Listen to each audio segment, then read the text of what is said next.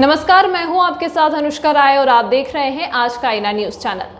सिरसा के खंड ऐलानाबाद का ये उपचुनाव इसलिए हो रहा है क्योंकि एक व्यक्ति ने पहले अपने राजनीतिक लाभ के लिए किसानों का हवाला देकर इस्तीफा दे दिया और फिर उपचुनाव में खुद ही चुनाव लड़ रहे हैं, जबकि कृषि कानूनों पर माननीय सुप्रीम कोर्ट की पहले से ही रोक है। तो दरअसल ये लड़ाई किसानों के लिए नहीं लड़ रहे थे, वो लड़ाई अपने परिवार के अंदर की विरासत के लिए लड़ रहे हैं।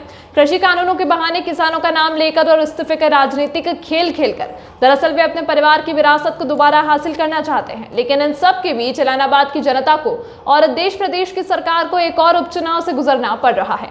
लेकिन भाजपा हर राजनीतिक बदलाव को एक अवसर में तब्दील करना जानती है। ये चुनाव अभय चौटाला के लिए चुनौती है, लेकिन भाजपा के लिए सुनहरा अवसर है। हम तो यही कहते हैं कि भाजपा से ज्यादा तो ये अवसर ऐलानाबाद की जनता के लिए है। 17 वर्षों से विपक्ष में बैठेला ऐलानाबाद के लोगों के पास एक मौका हाथ आया है कि सरकार के साथ चलो, भाजपा के साथ चलो और विकास का मीठा फल का स्वाद लो। इस उपचुनाव से सरकार की सेहत पर या हरियाणा की सियासत पर कोई फर्क नहीं पड़ने वाला है। को लेके जाएंगे। 3 साल आपकी सरकार के शेष पड़े हैं। हम 3 साल में इस इलाके का कायापलट करने का काम करेंगे। उसी के साथ साथ आप कर्मठ कार्यकर्ता हैं, मैं ज्यादा कुछ नहीं।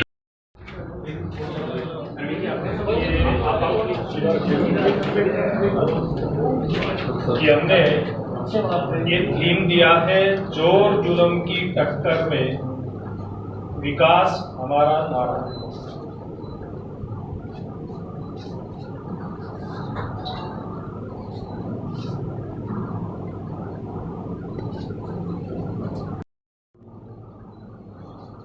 आप सब इस बात से भली भांति परिचित हैं कि ऐलानाबाद का जो उपचुनाव हो रहा है, जिसकी जरूरत नहीं थी, क्योंकि केंद्र की नरेंद्र मोदी जी के नेतृत्व की एनडीए की सरकार ने 3 नए कृषि कानून बनाए और उन कानूनों के विरोध में विरोधी जो राजनीतिक दल हैं उनके समेत हमारे प्रदेश के कुछ किसान संगठन, इन्होंने इसका विरोध किया और विरोध के बाद जब कई दौर की बातचीत किसान संगठनों के साथ सरकार की हुई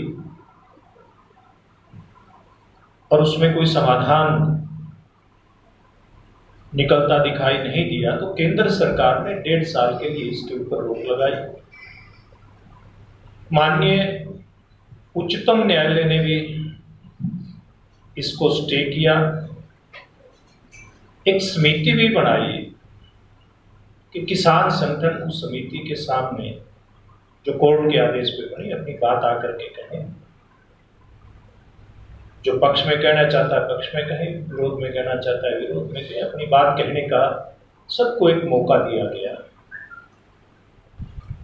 लेकिन ऐलानाबाद के उस समय के विधायक चौधरी अभय सिंह चौटाला, उन्होंने अपना रिजाइन दिया और ये कह करके दिया कि जब तक कानून वापस नहीं होंगे मैं विधानसभा में नहीं जाऊंगा और अपना रिजाइन देता।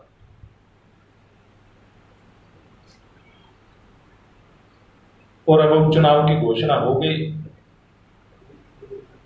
केवल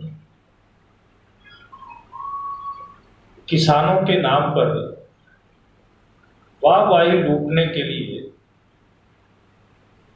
जो इस्तीफा दिया गया, जिसका कोई औचित्य बनता नहीं था, जिसका कोई तुक बनता नहीं था, और वो बात उनकी पूरी हुई नहीं कि जब तक बिल वापस नहीं होंगे मैं विधानसभा में नहीं जाऊंगा। तो फिर 2 बातें इसमें आती हैं। तो एक तो भी जब स्टे है, केंद्र सरकार ने रोक लगा दी, फिर भी आप इस प्रकार का पॉलिटिकल ड्रामा करते हैं। रिजाइन देने का, रिजाइन दे दिया, जब वापसी भी नहीं हुई बिल की, फिर जब उपचुनाव की नौबत आई, फिर आकर के आप दोबारा से चुनाव में किस मुंह से वोट मांगने का काम करेंगे? सबसे पहले तो मुझे लगता है आप मीडिया के बंधु भी और एलनाबाद की जनता भी अभय सिंह चौटाला से ये सवाल जरूर करेगी, और किया भी आप लोगों ने, कि आप अपनी बात से पीछे हट रहे हैं। आपको तो चुनाव नहीं लड़ना चाहिए था। और जब उनके परिवार के एक सदस्य से आप जैसे किसी मीडिया के बंधु ने यह सवाल किया कि आपने तो ये बात कही थी कि जब तक बिल वापस नहीं होंगे मैं विधानसभा में नहीं जाऊंगा, पर अब चुनाव में अगर आपके पक्ष में परिणाम आता है तो फिर क्या करेंगे, क्या दोबारा से इस्तीफा दे देंगे? तो ये जवाब आता है कि हाँ, हम दोबारा से इस्तीफा दे देंगे। तो क्या आप लोगों ने आपके पिताजी के समय से, जब उन्होंने 2-2 स्थानों से चुनाव लड़ा था, एलनाबाद को इस्तीफा देकर के बाई इलेक्शन कराने की क्या प्रयोगशाला बना लिया क्या? ये सवाल एलनाबाद की जनता भी पूछ रही है, हमारे पत्रकार बंधु भी पूछ रहे हैं, और ये सवाल हम भी उनसे पूछ रहे हैं। उपचुनाव होते हैं, कई बार जो जरूरी कारण है उनके चलते होते हैं, और जनता चुनाव में जाती है, पॉलिटिकल पार्टियां भी जाती हैं, उसमें कहीं कोई प्रॉब्लम नहीं होती। लेकिन बिना वजह एक विधानसभा क्षेत्र को चुनाव में लेकर के जाना, मुझे नहीं लगता कि कहीं राजनीतिक जो स्टंट था, कई बार हम फिल्मों में देखते हैं स्टंट करते करते वो स्टंट उसके ऊपर भारी पड़ जाता है, ये राजनीतिक स्टंट अभय सिंह चौटाला के ऊपर उल्टा पड़ने वाला है। और एलनाबाद की जनता इस बात के लिए मुझे लगता है कि मन भी बना चुकी है, क्योंकि ये चुनाव जहां अभय सिंह चौटाला के लिए ये स्टंट उल्टा पड़ने के कारण से चुनौती भरा होगा, तो वहीं पर चाहे हम भारतीय जनता पार्टी और हमारे गठबंधन जननायक जनता पार्टी की बात करें या फिर एलनाबाद की जनता की बात करें, तो इन दोनों के लिए एक अवसर है। एलनाबाद की जनता के लिए भी अवसर है कि 2005 के बाद से एलनाबाद में सत्ताधारी दल का विधायक चुन करके नहीं आया है। तो मैं आपके माध्यम से एलनाबाद क्षेत्र की सम्मानित जनता को, वहां के मतदाताओं को ये अपील करना चाहूंगा या आग्रह करना चाहूंगा कि इस अवसर को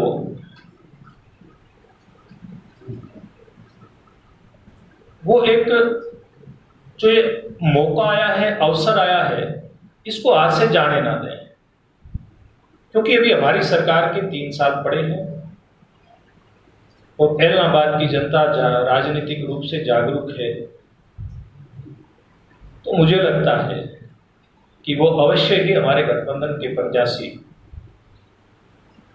भाई गोविंद कांडा जी के पक्ष में मतदान करेगी, और जो 17 साल से जो विकास के मामले में कहीं न कहीं स्थानीय जो नुमाइंदगी विधायक करता है,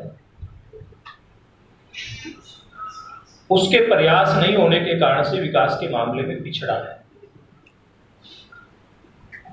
हम लोग एक साथ विधानसभा में थे, अभय सिंह चौटाला भी थे, हम लोग विधानसभा में उनको टोकते भी थे।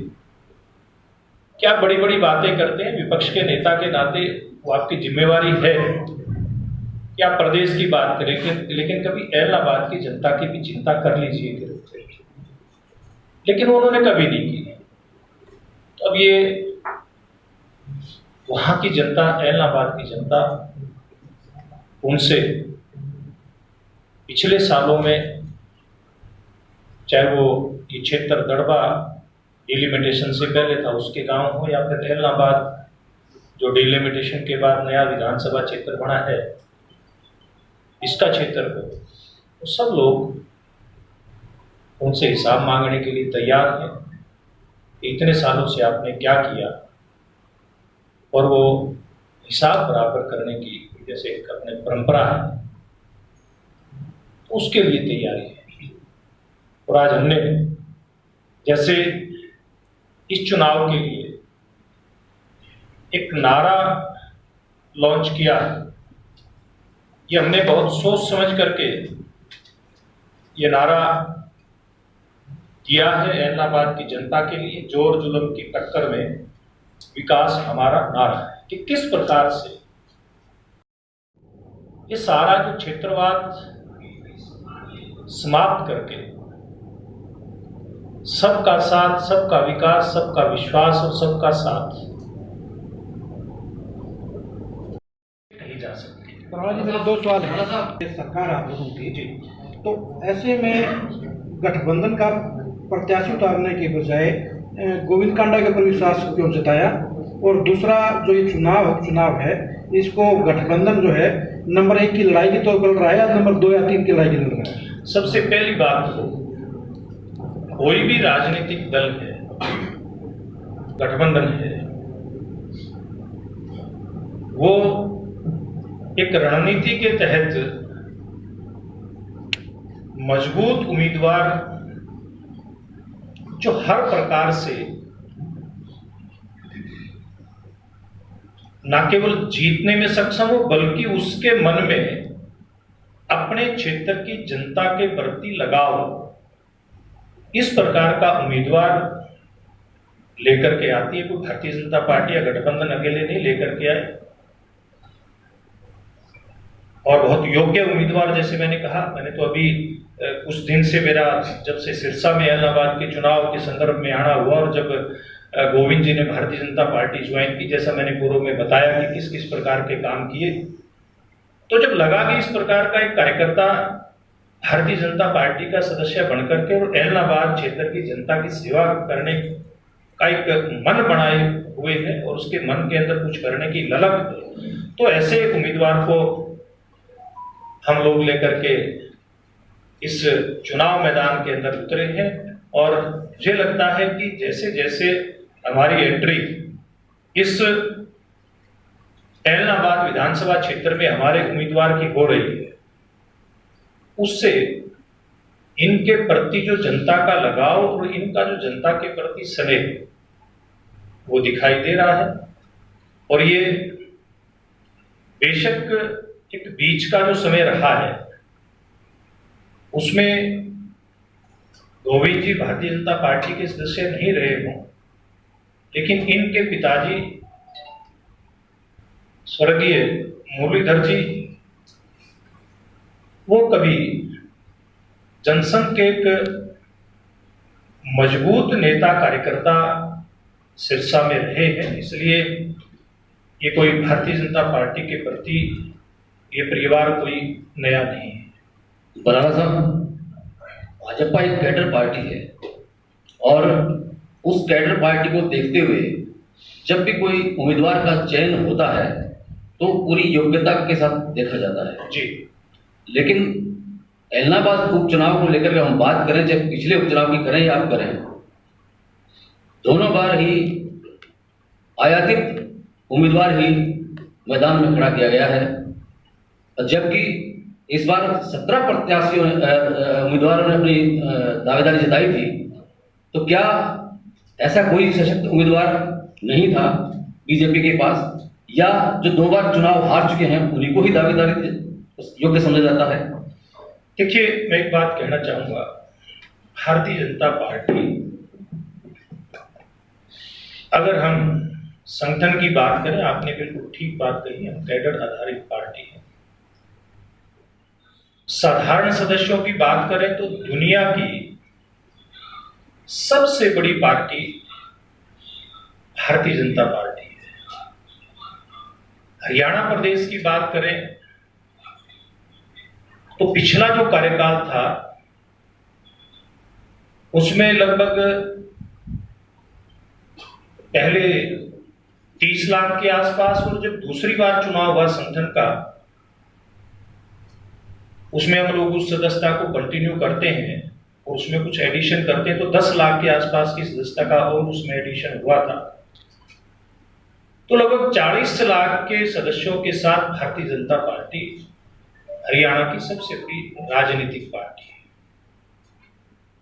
जहां तक चुनाव की बात है,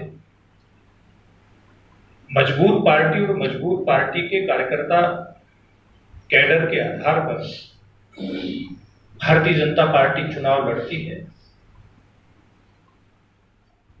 और जहां तक उम्मीदवार की बात है, कोई भी राजनीतिक दल है, चुनाव में जो उम्मीदवार आता है उसकी विचारधारा, उसका जनता के प्रति लगाव, जनता की समस्याओं की जानकारी और समाधान की ललक, ये सारी चीजें, और उसके बाद फिर उम्मीदवार की जीत, ये सारी बातें देख करके हम उम्मीदवार उतारते हैं। और जब चाहे विधानसभा का गठन होता है, लोकसभा का गठन होता है, उसमें फिर जो कैडर के आधार पर एक विचार का कार्यकर्ता था, उसमें से टच में यहां जो कृषि के क्षेत्र में है, लोगों ने अपनी मेहनत के कारण से तो तरक्की की है, लेकिन जैसे जल भराव जैसी जो समस्याएं हैं, आज भी इस विधानसभा क्षेत्र का, इस जिले का, बल्कि लगभग 12,500 एकड़ का रकबा है जिसमें पानी का भराव है।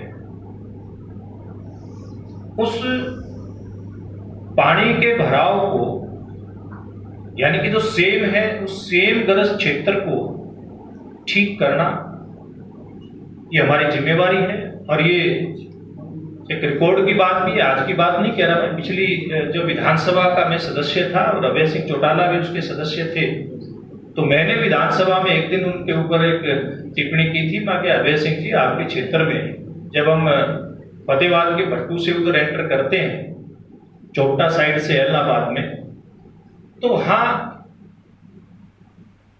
सेल ग्रस्त क्षेत्र शुरू हो जाता है। आप बड़ी बड़ी बातें तो करते हैं, इसके निदान के लिए कुछ करिए। तो उसके बाद दुर्भाग्य से ये 2 साल का समय कोविड के कारण से जरूर खराब हुआ, बीच में लोकसभा विधानसभा चुनाव आए, लेकिन हमारे मुख्यमंत्री जी ने उस बात का संज्ञान लिया और पूरे सिरसा सेक्टर समेत हरियाणा के कई हिस्सों में जहां सेम का पानी है उसको खत्म करके और किसान की खुशहाली आए, इस बात का प्रयास शुरू हुआ है। योजना यहाँ 12,500 एकड़ की बन चुकी है। और आप अगर जाएंगे, इधर जाते हैं, आपको कभी मैं दिखाऊंगा, फतेहबाद जिले के चिल्लर और इसके आसपास गांव में इसी प्रकार की समस्या थी। हमारी सरकार ने उसका निदान करने का एक सफल प्रयास किया। तो पानी कभी जमीन के ऊपर दिखाई देता था, आज वहां जाकर के आप देखेंगे तो 6 से 7 फुट पानी नीचे वहां जा चुका है। प्रमुख ये एक किसान के लिए, कृषि क्षेत्र के लिए इस समेत जो भी आधारभूत ढांचे की जरूरत होगी, चाहे उसमें सिंचाई का पानी टेल तक पहुंचाने की बात हो, कहीं कहीं 1-2 जगह दिक्कत है, उसका समाधान भी पीछे मुख्यमंत्री जी से कुछ किसान मिले थे, करवाने की बात हुई थी, उसके ऊपर ठोस बात हुई है। और अगली बात है कि शिक्षा के क्षेत्र में इलाहाबाद में बहुत कुछ करने की जरूरत है, इसको किया जाएगा। और तीसरी बात जो आम आदमी के साथ जुड़ी हुई है, बातें तो बहुत हैं, लेकिन आपने 3 पूछे हैं तो बातें कितनी भी बताई जा सकती हैं, लेकिन तीसरा है सरकारी जो योजनाएं हैं, बहुत सारी योजनाएं, वो विकास की योजनाएं भी हैं, जन कल्याण की योजनाएं, गरीबोत्थान की योजनाएं, शिक्षा के क्षेत्र में है।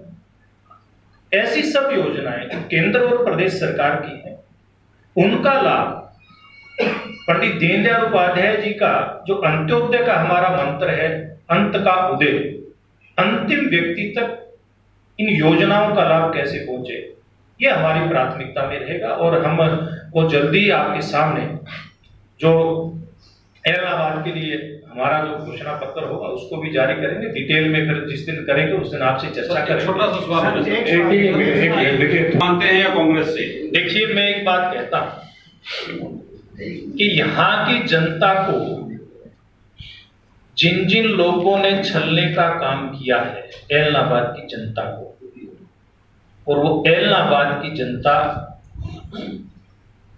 उनको सबक सिखाने का काम करेगी। फिर तीसरे पे कौन आएगा, दूसरे पे कौन आएगा, चौथे पे कौन आएगा, आप सिलेक्शन कमीशन के माध्यम से और लगभग 4800 के आसपास हरियाणा पब्लिक सर्विस कमीशन के माध्यम से रोजगार दिया। और एक एक बच्चे का उदाहरण अगर चाहोगे तो मेरे पास सूची है, मैं खाली नहीं बैठा हूं, रिकॉर्ड के साथ बैठा हूं, आपको उपलब्ध करवाएंगे, चिंता करने की बात नहीं है। 30 तारीख तक आपके बीच में है। आपका बहुत बहुत धन्यवाद। अभी तक के लिए फिलहाल इतना ही। खबरों के साथ बने रहने के लिए देखते रहिए आज का आईना न्यूज चैनल।